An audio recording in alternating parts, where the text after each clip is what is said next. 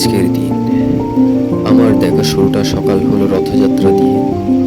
রথ আর ভক্তির মিছিলে আরও দেখা হলো সাম্প্রদায়িক সম্প্রীতির আমার চট্টগ্রামের রূপ। দেখে মনটা খুবই ভালো লাগলো।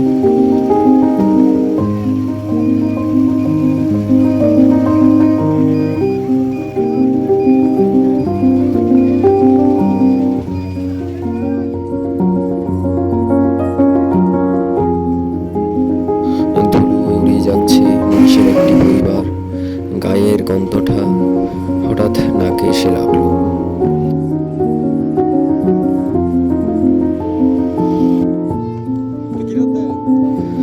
পথে একটা ছোট বাচ্চা আমায় দেখে বলতে লাগলো, ভাইয়া সাইকেলটা একটু চালাতে দেবেন?